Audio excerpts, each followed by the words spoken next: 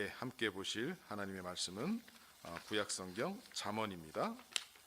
잠언 4장 1절에서 8절 말씀을 저와 여러분이 함께 교독하시겠습니다.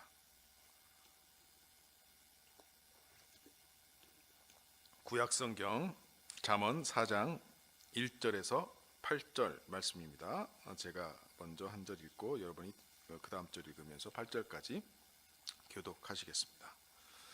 아들들아, 아비의 훈계를 들으며 명철을 얻기에 주의하라.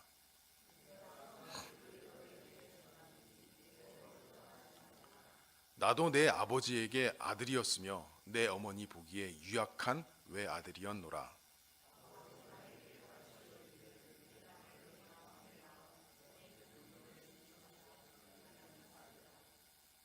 지혜를 얻으며 명철을 얻으라. 내 입의 말을 잊지 말며 어기지 말라.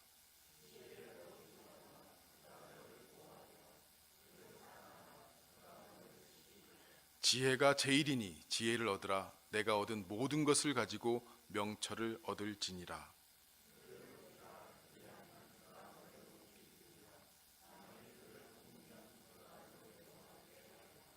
아멘.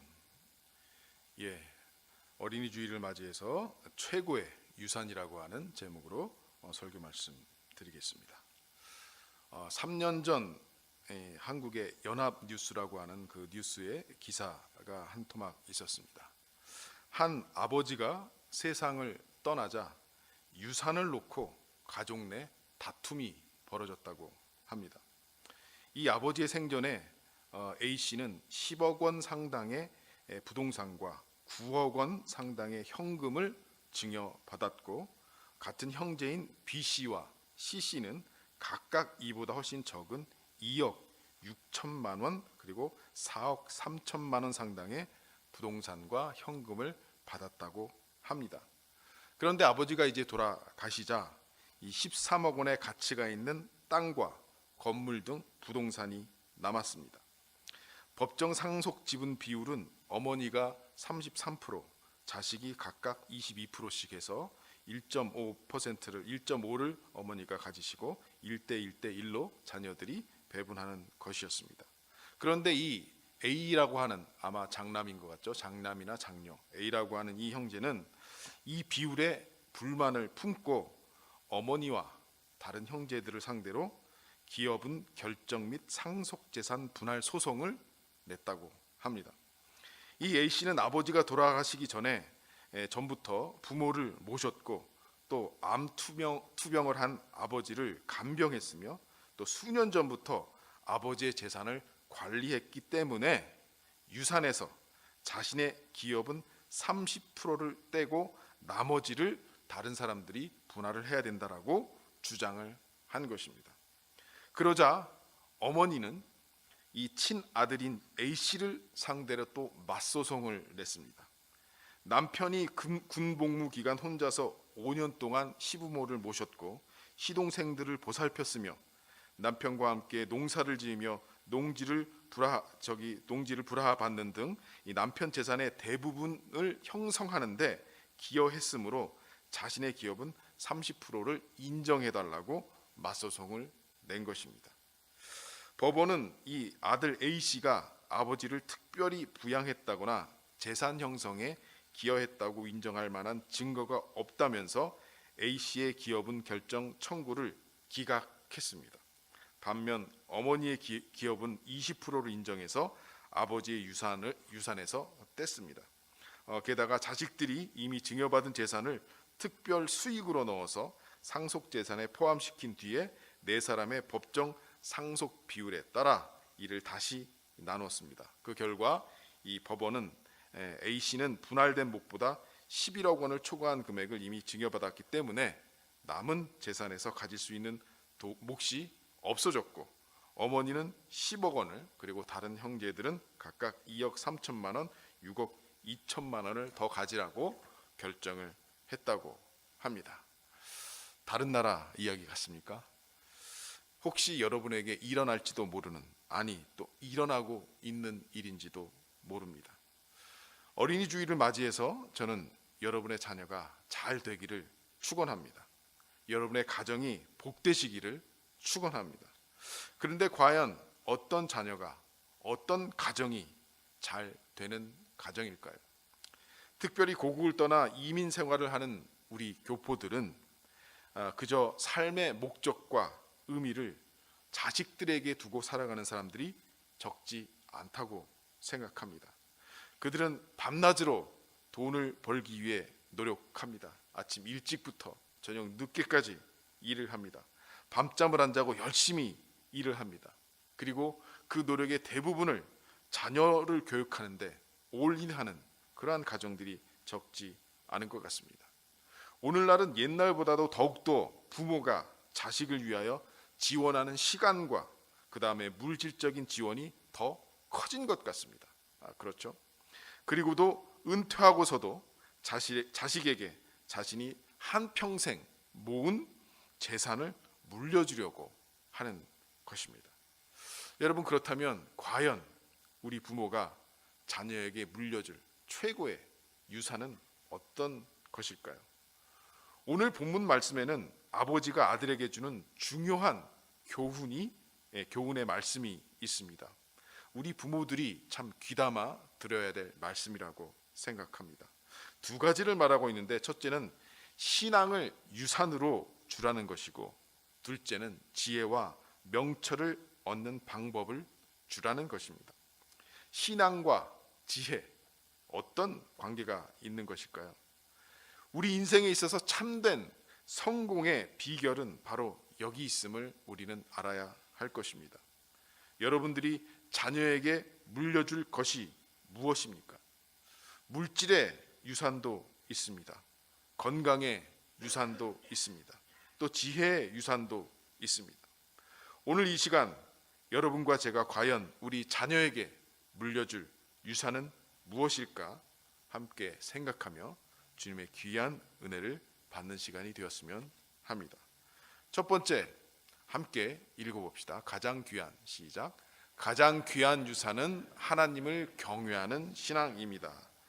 이 잘 아시는 대로 이 잠언이라고 하는 성경은 솔로몬 왕이 썼습니다. 그는 다윗의 아들로 이스라엘의 제3대 왕이었습니다. 솔로몬은 이렇게 말합니다. 나도 내 아버지에게 아들이었으며 내 어머니의 보기에 유약한 외아들이었노라. 그렇습니다. 우리가 잘 알고 있는 대로 솔로몬은 아버지의 극진한 사랑 가운데 어머니의 보살핌을 잘 받으며 성장했습니다. 그 역시 아버지에게 한 아들로 엄마에겐 연약한 외아들로 자랐다고 고백합니다. 무슨 의미일까요? 자식이라는 것입니다. 당연히 자식은 부모의 권위 아래서 복종해야 하고 순종해야 하고 사랑의 권면을 들어야 하는 것입니다. 그리고 하나님께서 다윗과 세운 약속에 따라 이 어려운 정치 상황 가운데서 아버지 다윗의 뒤를 이어 권좌에 오를 수가 있었습니다.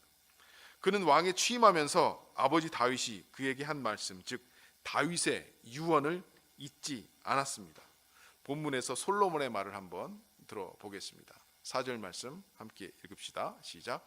아버지가 내게 가르쳐 이르기를 내 말을 내 마음에 두라. 내 명령을 지키라. 그리하면 살리라. 아버지 다윗이 솔로몬에게 당부한 것은 아버지의 말과 명령을 준수하라는 것입니다.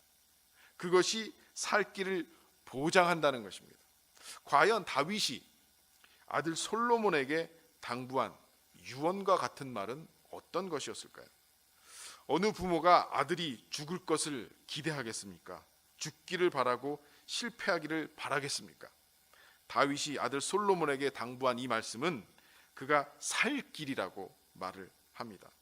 다윗의 유언에는 어떤 내용이 담겨 있을까요? 열왕기상 2장 1절에서 4절을 보면 다윗이 죽을 날이 임박함에 그의 아들 솔로몬에게 명령하여 이르되 내가 이제 세상 모든 사람이 가는 길로 가게 되었노니 너는 힘써 대장부가 되고 내 하나님 여호와의 명령을 지켜 그 길로 행하여 그 법률과 계명과 율례와 증거를 모세의 율법에 기록된 대로 지키라. 그리하면 내가 무엇을 하든지 어디로 가든지 형통할지라. 여호와께서 내 일에 대하여 말씀하시기를 만일 내 자손들이 그들의 길을 삼가 마음을 다하고 성품을 다하여 진실이 내 앞에서 행하면 이스라엘의 왕위에 오를 사람이 내게서 끊어지지 아니하리라 하신 말씀을 확실히 이루게 하시리라. 예, 이 다윗의 유언, 그것은 한마디로 여호와 하나님을 온전히 섬기라는 유언의 말씀이었습니다. 하나님의 율법의 말씀, 즉 하나님을 경외하며 진리의 말씀인 성경 말씀을 항상 가까이 하여 묵상하며 그 말씀을 마음에 새기고 순종하라고 하는 것입니다. 그러면 살고 형통하고 성공할 것이라고 말하고 있습니다. 이 솔로몬은 왕위에 오를 때 이 말씀을 마음에 깊이 새기며 아마 통치를 시작했을 것입니다. 그런데 후에는 이 완전히 이 다윗의 유언을 잊어버리고 불순종의 길을 갔던 것을 우리는 역사서를 통해서 봅니다. 그는 이 잠언을 통하여 아버지 다윗의 유언적 말씀을 다시금 깊이 느꼈을 것입니다. 다윗은 아들 솔로몬이 자신의 말에 순종하여 여호와 하나님을 경외하고 또 주의 말씀을 사모하며 그 말씀에 순종하면 살리라 라고 하신 말씀을 깊이 느끼며 아마 자신의 실패한 인생을 후회했을 것입니다. 여러분, 우리가 과연 자녀에게 물려줄 유산은 무엇일까요? 많은 한국 사람들은 자녀에게 유산을 물려주는 그런 재벌들이 80% 이상이 된다고 합니다. 과연 돈을 물려주는 것이 그를 사랑하는 유일한 방법일까요? 사실 이 부가 대를 이어서 이렇게 유산으로 상속되는 바람에 사실 우리나라의 기득권층, 지배층은 사실 그의 부모와 적지 않은 관련이 있습니다. 그래서 요즘은 금수저냐, 흙수저냐, 은수저냐 뭐 이런 여러 가지 자조 섞인 말들이 많이 나오고 있습니다. 과연 돈을 물려주는 것이, 많은 재산을 물려주는 것이 정말 우리의 자녀들을 사랑하는 유일한 방법일까요? 여러분은 재산을 물려주기 이전에 하나님을 믿는 믿음을 물려주시는 여러분 되시기를 주님의 이름으로 축원합니다. 히브리서 기자는 이렇게 말합니다. 히브리서 11장 23절 말씀 함께 읽습니다. 믿음으로 모세가 났을 때 그 부모가 아름다운 아이임을 보고 석 달 동안 숨겨 왕의 명령을 무서워하지 않았으며.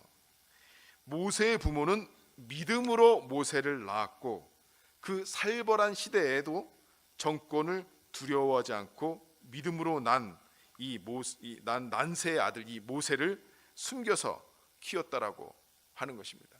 그때 당시 애굽에서 종살이, 노예살이를 하고 있던 이 이스라엘 민족은 너무 이렇게 인구가 늘어나고 번성하자 요셉을 모르는 왕이 이제 애굽의 왕으로 등장해서 이들이 너무 번성하자 인구가 늘어나니까 이들이 아마 다른 나라와 연합하여 우리를 치면 굉장한 위협이 될 것이다 라고 이렇게 이야기를 하면서 만약에 히브리 민족 중에 아들이 태어나면 모두 다 그 즉시 죽이라고 명령을 내립니다. 여러분, 얼마나 살벌한 그러한 시대였을까요? 아기를 10달 동안 품고 정말 태어났습니다. 그런데 그 아이가 만약에 사내 아이였으면 정말 군인들이 그 아이를 잡아다가 그냥 나일강에 던지거나 칼로 쳐서 죽이는 엄청난 끔찍한 정말 비참한 상황에 정말 이 모세가 태어났다라고 하는 것입니다.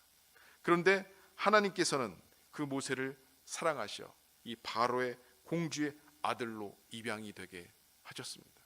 여러분들도 잘 아시듯이 어떤 그 바구니에 역청을 이렇게 바르고 진을 바꿔서 그 석 달 된 그 아름다운 아이를 그 바구니에 넣고 나일강에 이렇게 흘려 보낸 것이죠. 요즘 제가 찬양으로 참 은혜 받는 그 곡이 있는데 바로 이 내용의 요게벳의 노래라고 하는 찬양이 나왔더라고요. 바로 이 모세의 이야기를 가사로 써서 이렇게 곡으로 만든 참 내용인데 굉장히 참 제가 그 노래를 그 찬양을 듣고 참 은혜를 받았습니다. 여러분도 한번 좀 들어보시기를 바랍니다. 그런데 어쨌든 이 모세가 바로의 공주의 아들로 입양이 되게 되어셔서 이렇게 모세는 그 이집트의 왕자로 자라게 되었습니다. 그러나 어머니 요게벳의 품속에서 그 이스라엘의 신앙과 그 다음에 정통과 자존심을 배울 수 있었던 것입니다. 이 어머니의 젖을 물린 시간은 아주 짧았지만 그러나 그때 요게벳이 얼마나 기도했겠습니까? 그 기도하며 가르친 그 신앙이 모세에게 한평생 영향을 미쳤음을 우리는 기억해야 할 것입니다. 이 약하고 불안한 시대에 과연 우리가 자녀에게 물려줄 최고의 유산은 어떤 것일까요? 그것은 다름 아닌 신앙인 것입니다. 잠언은 이렇게 권면합니다. 3장 26절 말씀 함께 읽습니다.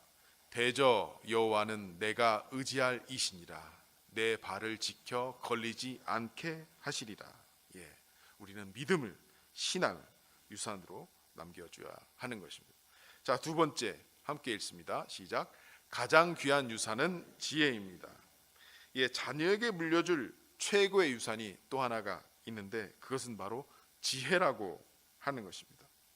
오늘날 전 세계를 지배하고 있는 이 미국을 또 그 미국을 또 지배하는 가장 중요한 인종은 다 여러분이 아시겠지만 유대인이라고 알려져 있습니다.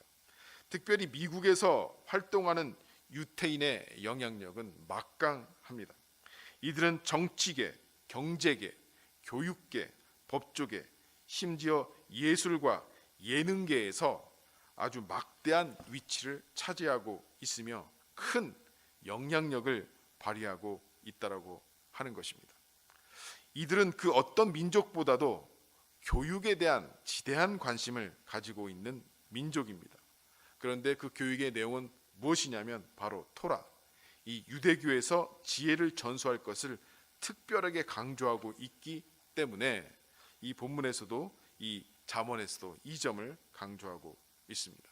잠언 4장 5절 6절 말씀을 함께 읽어보겠습니다. 지혜를 얻으며 명철을 얻으라. 내 입의 말을 잊지 말며 어기지 말라. 지혜를 버리지 말라. 그가 너를 보호하리라. 그를 사랑하라. 그가 너를 지키리라. 여러분, 지혜가 무엇입니까? 지혜는 지식과 인포메이션과는 다른 것입니다. 그렇죠?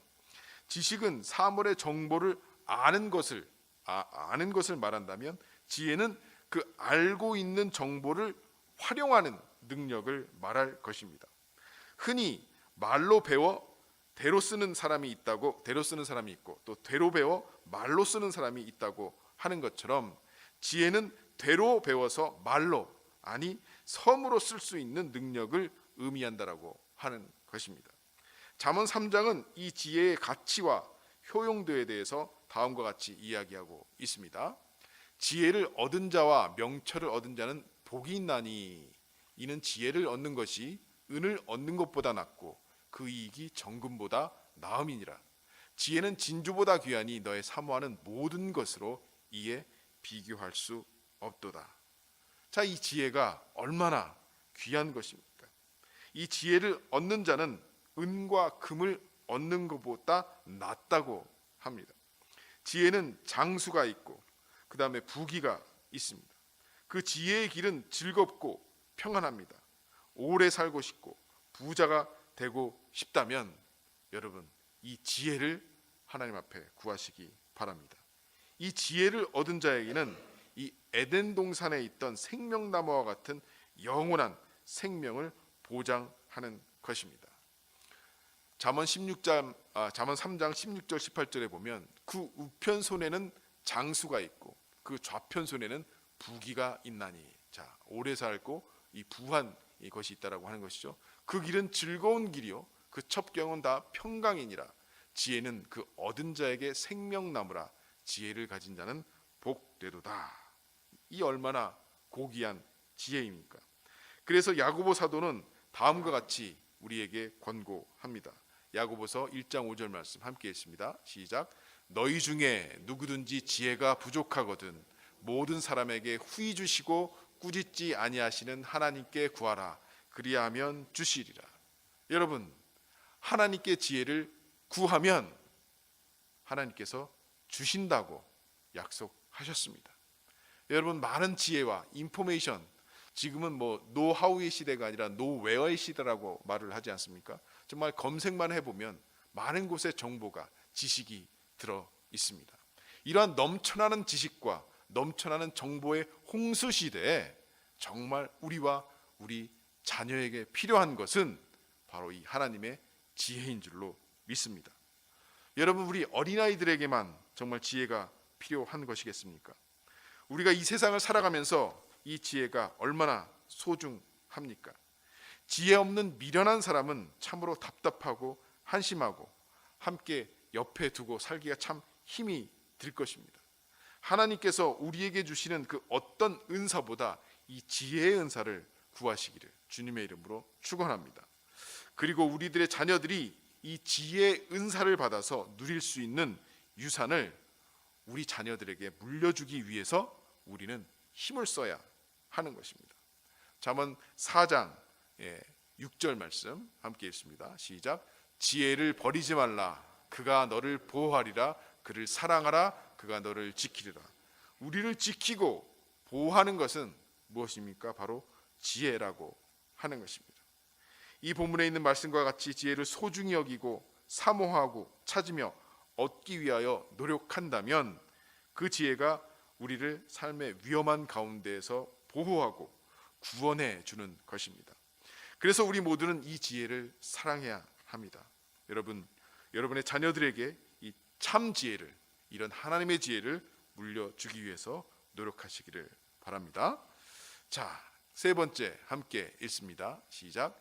가장 귀한 유산은 참 지혜자를 믿게 하는 것입니다. 자, 그러면 참 지혜자란 무엇일까요? 본문 4장 7절에서 8절을 보면 저자는 이 지혜가 제일이고 최고라고 합니다. 지혜가 참된 것이라고 말합니다. 지혜가 제일이니 지혜를 얻으라. 물은 너의 얻은 것을 가져 명철을 얻을지니라. 그를 높이라. 그리하면 그가 너를 높이 들리라. 만일 그를 품으면 그가 너를 영화롭게 하리라. 이 소중한 지혜를 어떻게 얻을 수 있는 것입니까? 8절에서 그 지혜를 높이라. 그 다음에 그 지혜를 품으라고 권면하고 있습니다. 지혜를 가슴에 품고 사랑하며 지혜를 존중하며 높이면 어떤 일이 일어난다는 것입니까? 그 지혜가 인격체가 되어서 그 지혜의 자께서 자신을 품고 높이는 그를 위로하고 가르치고 영화롭게 해 주신다는 것입니다. 구약의 요셉은 이 지혜를 가진 사람입니다. 형들의 미움을 받아서 애굽으로 종으로 팔려갔던 요셉입니다.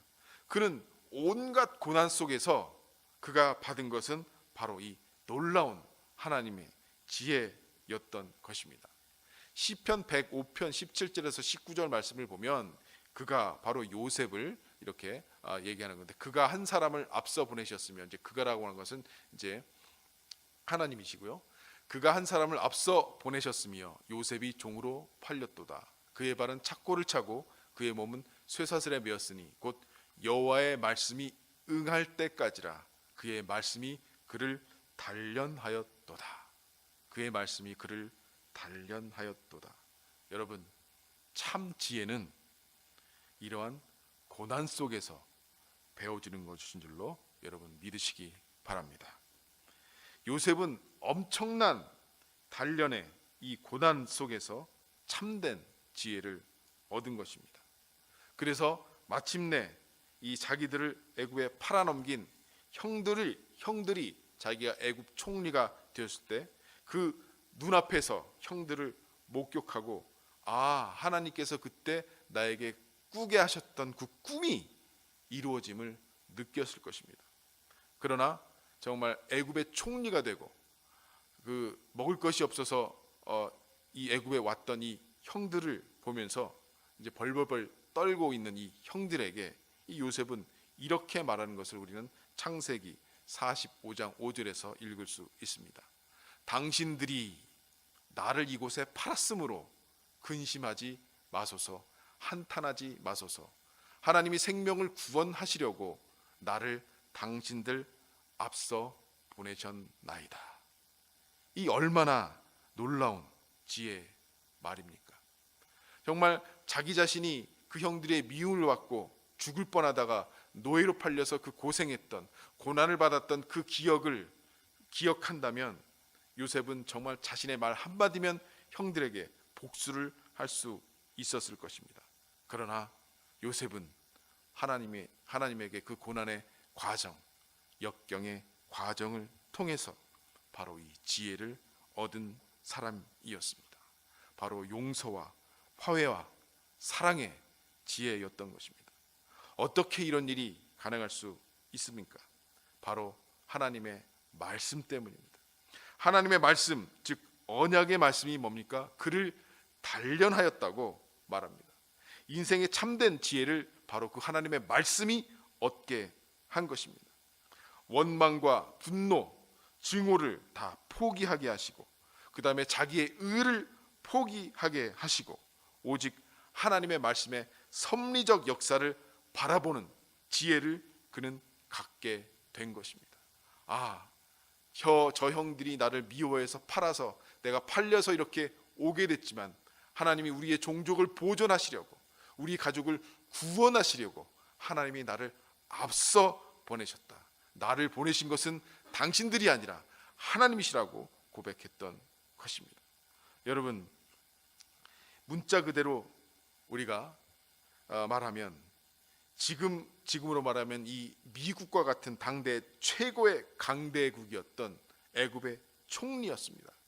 그보다 높은 이는 왕밖에 없었습니다. 왕 아래 2인자였습니다. 하나님께서 그에게 그렇게 높은 영화를 누리게 하신 것입니다. 하나님께서 그에게 주신 지혜 때문에 바로 그런 자리를 얻을 수 있었던 것입니다. 그런데 놀랍게도 성경은 이 지혜의 실체에 대해서 말씀하고 있습니다. 이 지혜의 실체는 누구입니까? 사도 바울은 이 인격적 지혜를 예수 그리스도에게 적용하여 이렇게 설명하고 있습니다. 골로새서 2장 3절 말씀 함께 읽습니다. 시작. 그 안에는 지혜와 지식의 모든 보화가 감추어 있느니라. 그렇습니다. 예수님은 지혜의 실체이십니다. 믿으십니까? 그는 하나님의 지혜 그 자체이십니다. 그래서 지혜를 구하는 것은 곧 예수님을 아는 것이며 구원의 진리를 추구하는 것을 의미하는 것입니다. 참 지혜를 구한다고 하는 것은 단순히 종교적인 감성에 의한 신앙이 아니라 예수 그리스도를 믿고 그분 안에서 진정한 지혜를 추구하고 사모하고 사랑하는 구체적인 이 구도의 이 구원자의 길을 가야 하는 것을 뜻한다는 것입니다. 예수 안에서는 하나님의 모든 지혜와 지식의 보화가 담겨 있기 때문에 그 안에 감추인 지혜와 지혜의 보고를 꺼내는 작업, 즉 부단한 공부를 하며 또 연구하며 믿음으로 그 지혜 되시는 예수 그리스도를 사모하며 믿는 것을 의미한다는 것입니다. 우리 주님께서는 자기에게 와서 배우라고 명하십니다. 마태복음 11장 29절 말씀입니다. 나는 마음이 온유하고 겸손하니 나의 멍에를 메고 내게 배우라. 우리는 예수님께 배워야 하는 사람들입니다. 예수님의 지혜를 사모하고 그 예수님의 구원의 도를 배워야 하는 사람들입니다. 또한 우리는 우리 자녀들에게 이 놀라운 지혜를 가르쳐야 합니다. 한평생 그들의 인생을 영화롭게 할 지혜자 이 예수님을 믿게 해 주어야 합니다. 이 예수님을 믿게 해 주는 것, 이것이 바로 최고의 유산이 되어야 하는 것입니다. 부동산이 유산이 아닙니다. 정말 어떤 주식이 유산이 아닙니다. 이건희 회장은 그 자식에게 이렇게 유산을 물려주지 못하고 갑자기 이렇게 병상에 들어가는 바람에 삼성은 뭔가 주가를 막 뻥튀기 해서 또 그 유산을 받아, 지금 막 복잡하잖아요. 그런 것들이 최고의 유산이 아니라고 하는 것입니다. 참 지혜자이신, 참 실체이신 우리 살아계신 예수 그리스도를 우리 자녀들의 마음에 심어주는 것, 이것이 바로 최고의 유산인 것입니다. 여러분들은 여러분들의 자녀나 또 손자, 손녀들에게 무엇을 물려주려 하십니까?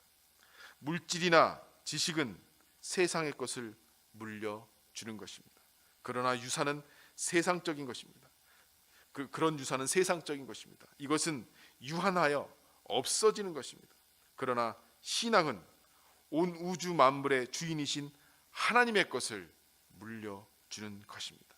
신앙은 우리 자녀들의 인생의 생명이며 지혜이며 능력이며 축복인 것입니다. 여러분, 우리의 살아가는 자녀들을 위해 하나님께 구할 것은 무엇입니까? 위대한 유산을 물려줄 수 있기를 여러분 기도하시기 바랍니다. 위대한 신앙의 비전을 심어주실 수 있기를 구하시기 바랍니다.